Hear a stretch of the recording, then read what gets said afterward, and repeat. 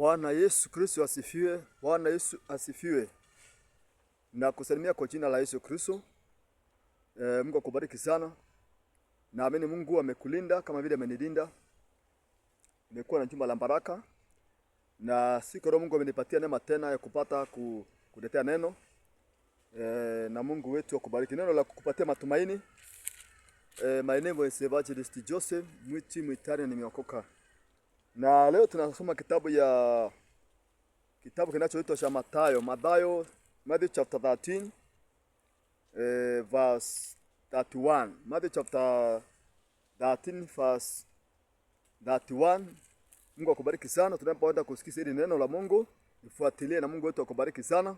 Neno la kukupatia matumaini ya kwamba utaongezeka, ejalishi katika hali ya stagnation kwa muda gani, naona ukiongezeka kwa jina la Yesu Kristo. Mungu atakuongeza kwa wema. Ubarikiwe sana katika jina la Yesu Kristo, mwana wa Mungu aliye hai.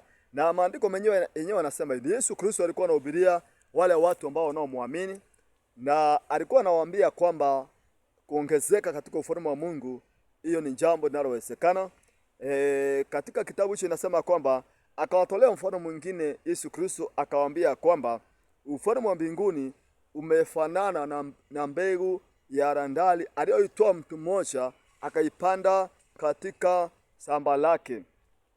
Nayo ilikuwa ni ndogo sana kuliko mbegu zingine zote, lakini ikiisha kumea huwa kubwa kuliko mboga zote, ikawa mti mkubwa, hata ndege wa angani uja na kukaa katika matawi ya ile mti ambao ni mkubwa sana. So neno la siku ya leo Mungu amenipatia nikwambia kwamba utaongezeka, na Mungu atakupanua kwa sababu ana uwezo ya kukuongeza. Katika kipindi kilichopita tulikuwa tunazungumza habari ya kwamba uko na kipawa. Kipawa chenyewe Mungu anapokupatia kinaanzanga katika hali ya udhaifu ama katika hali ya unduni, lakini kinakuwa kikubwa sana kadiri unavyoendelea kuzingatia yale maagizo ambao neno la Mungu litupatia kwamba lazima ukuwe mtu muombaji, uwe mtu wa kusoma neno la Mungu, kwenda kanisa, kwenda kwa ushirika na kuishi maisha ambayo ni ya maombi katika utakatifu. Unakuta kwamba utaongezeka na hisi ile karama maso Mungu amekupatia itakuwa kubwa sana. Labda ni kipawa cha uimbaji, unaweza kuta kwamba unaanza katika hali ambayo ni ya chini, katika hali ya kuogopa, katika hali ya kutetemeka, lakini baadaye unaendelea ukiongeza ile uwezo ambao Mungu anakupatia katika jina. Hata kama ni kuhubiri, unaanzia tu kuhubiri pole na baadaye Mungu anakusaidia unakuwa mhubiri mkubwa sana. Naweza kuta kwamba ni jambo lolote tu, hata kama ni kusoma neno la Mungu, unaweza soma kidogo kidogo, baadaye unasoma sana.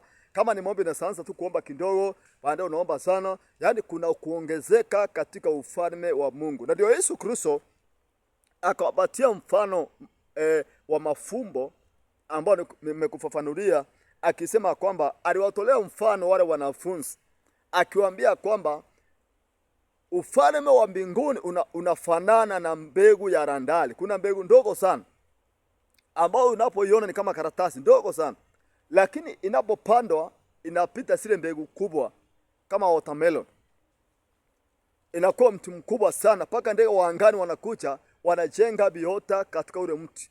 Hiyo ndio inaonyesha kwamba kuna mtu ambaye anaweza kuta kwamba maisha yake ni maisha ambayo huwezi tabiri kufanikiwa kwake ama kuongezeka, lakini anapookoka na kumwamini Kristo na kuamua kuishi kulingana na neno la Mungu, unakuta kwamba Mungu anamsaidia, anakuwa vile ambavyo ni ya kustaajabisha sana. So maisha yako, kuna wengi watastaajabia maisha yako vile Mungu atakuinua. Kuna wengi watastaajabia maisha yako vile Bwana atakutendea mambo mazuri na makubwa sana. Bora tu umeokoka, umemkubali Kristo Yesu akuwe Bwana na Mwokozi wa maisha yako. Sasa labda unaonekana kama wewe nyota yako haipo ama nyota yako haiangazi, lakini ukikaa ndani ya Kristo nyota yako itapata kung'aa na utapata kuwa ni mtu ambaye amebarikiwa kulingana na vile ambavyo Yesu Kristo anavyosema hapa. Akasema kwamba akawatolea mfano akisema, ni kama wewe unaonekana kama ni mdogo sana, kama wewe ni mtu ambaye ni mtu ambaye ana nguvu, lakini baadaye utakuwa na nguvu kubwa sana. So hii mbegu ya haradali, tuseme wewe ni mbegu ya haradali sasa, na umepandwa katika ufalme wa mbinguni.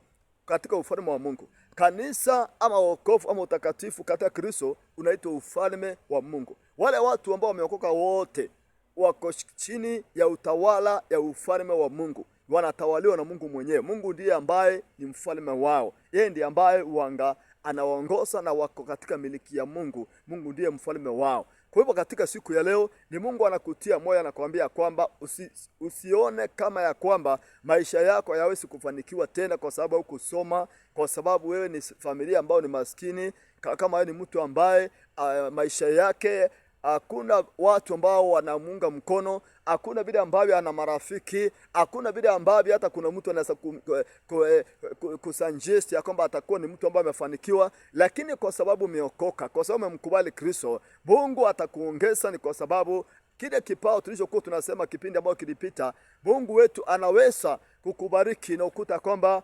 umetoka katika ile hali ambayo uliokuwa hapo awali. Kwa hiyo mbegu ya haradali ni mbegu ambayo ni ndogo sana. Wewe unasakana kama wewe ni mdogo sana, lakini baadaye Mungu atakuinua na atakubariki kwa utukufu wa jina lake. Kwa hiyo mbegu ya haradali ni mbegu ambayo inapandwa tu kama zile zingine, lakini mwenye anaikuza na kuwa kubwa ni Mungu.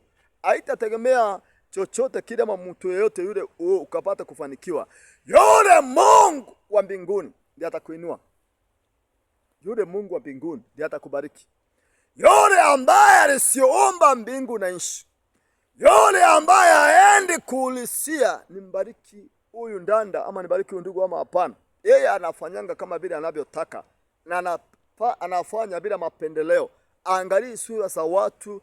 Yeye ni Mungu ambaye anapenda watu wote na anakupenda na akona mipango mizuri na maisha yako, na ako tayari kukupeleka mahali ambako au kuwahi kufikiria kwamba atakubariki. Na ndio unakuta Paulo akiwa anaongeleza watu wanaitwa watu wa Korintho, in the first Corinthians chapter 2, anasema mambo yale ambayo hayajawahi kuingia kwa akili ya mtu, hayajawahi kuingia kwa moyo ya mtu, hayajawahi sikika, ndio Mungu amewekea wale watu ambao wanaompenda. Na kwa sababu unampenda, Mungu amekuwekea mambo ambayo hujawahi kuyafikiria, watu hawajawahi kuyafikiria, watu wengine hawajawahi hata ona kama itakuja kuwezekana. Lakini hayo ndio Mungu ametuwekea sisi, mimi na wewe, sisi ambao tunamwamini mwana wa Mungu Yesu Kristo kama Bwana na Mwokozi wa maisha yetu. Katika 1 Corinthians chapter 2, tusome hapa tusikie vile neno la Mungu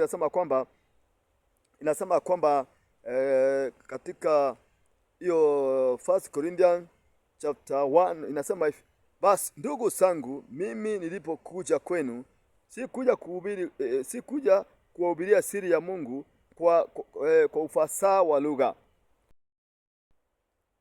Mstari ya 9 inasema, lakini kama ilivyoandikwa, mambo ambayo njisho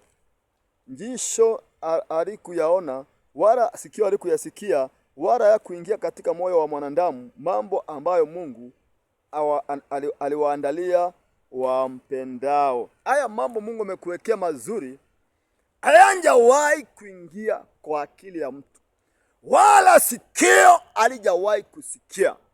So wakati tunasema mbegu ya haradali ni ndogo kuliko mbegu zote, na inapopandwa inakuwa kubwa, inakuwa mti mkubwa sana, inamaanisha ya kwamba ni mambo ambayo ni Mungu anafanyia wale ambao wanamwamini Yesu Kristo kama Bwana na Mwokozi wa maisha yao. Mbegu ya haradali ni ndogo, unaonekana kuwa mdogo, lakini kuwa mdogo haitazuia Mungu akuinue, Mungu akubariki. Hata kama hujasoma, Mungu atakuhekimisha, Mungu atakupea maarifa yale yapitao fahamu za wanadamu. Hata kama una nguvu, Mungu atakupea nguvu. Hata kama una uwezo, Mungu atakuwezesha. Kwa maana wewe ni kama mbegu ya haradali. Ile mbegu ya haradali unaweza kuidharau ukiona, lakini ikipandwa chini ya ardhi, kule ardhini, mwenye anaamua ni Mungu. Mbegu zinazopandwa ardhini, Mungu ndio wangana sinjengea ardhini, anasifanya sikiwe kitu fulani cha maana sana. So ni maamuzi ya Mungu mwenyewe atakayoyafanya akapate kukuinua. Katika hali yako ya unduni, Mungu atakuinua na utakuwa ni mtu ambaye ako juu sana. Kwa hivyo huyu mti wa angani, huyu mti wa randali, hii mbegu ya randali inasemekana kwamba inapokuwa kubwa hata ndege wa angani. Nimewahi kuona watu wakitoa ushuhuda, watu ambao wengine hata walikuwa watu ambao aunge kuja kusema watakuwa watu wakubwa sana, lakini ukiangalia saa hii wao wanaashiri maelfu ya watu, wanategemewa na maelfu ya watu, wanakuwa wanalisha watu wengi, wamekuwa ni kama sasa. Wale watu wanaotegemea huyu mtu ndio wanaitwa ndege wa angani, wanajenga viota ndio mti, wanategemea yule mtu. Ni kwa sababu Mungu amembariki, wanakuja kupata kivuli. Wale wanyama wa jangwani wanakuja kupata kivuli chini yule mti, kumaanisha mtu akinuliwa na Mungu hata kuwe ni mdogo kiasi gani, yeye anaweza kuwa baraka, anaweza kuwa baraka kwa watu wengi. Mungu anasababisha ile mbegu ya randali inakuwa mti mkubwa, ndio wale ndege wa angani wapate mahali pa kujenga viota. Wale maskini, wale hawana uwezo, wale watu wanatafuta mahali pa kukimbilia, wale hawana makao, wale watu ambao wanahitaji msaada, Mungu anasababisha hii mbegu ya randali ikuwe kimbilio kwa wale nyuni wa angani, wale ambao wana mahali pa kutegemea. Mungu atakufanya ukapate kuwa kimbilio kwa watu wengi, wale watu ambao wana uwezo, wale watu ambao hawana mahali pa kukimbilia, watu hawana tumaini maishani. Mungu anasababisha wewe ukuwe ni mtu ambaye wanakimbilia kwako, ukuje ukue uwafae, ukue kimbilio kwa maisha yao. Kwa hiyo mpendwa, haijalishi uko katika hali ipi, amini ya kwamba hii mbegu ya randali ni wewe, ya kwamba utakuwa mkubwa sana na utakuwa tumaini kwa watu wengi katika jina la Yesu Kristo. Wengi watakusha, na wakikuja usiwafukuze. Usiseme hii ni yangu, Bwana ndiye amenifanyia miujiza nikulange peke yangu na bibi yangu na watoto na familia na wale watu ambao ni marafiki. Hapana. Inasemekana hawa nyuni wa angani hawana uhusiano na miti. Maumbile ya miti na nyuni ni tofauti, lakini huu mti unakuwa baraka kwa wale nyuni wa angani. Wale nyuni wanakuja wanachenga viota na wafukuzu. Hawaambiwi ule mtu usemi sasa endeni hapa, amustahili nyinyi ndege, endeni mkondege wenzeni. Wanakucha, wanapata mahali pa kufarijiwa na kuwa na wakati ambao ni salama kwa maisha yao. Kwa hiyo neno la siku ni kwamba Mungu atakuinua na Mungu atakuongeza na Mungu atakuwezesha yale ambao huwezi, kwa maana aliwezesha ile mbegu ya randali ikuwe baraka kwa watu wengi katika jina la Yesu. God bless you in Jesus name. Amen, amen, amen. God bless you in Jesus name. Mungu akuinue na kubariki kwa jina la Yesu. Amen.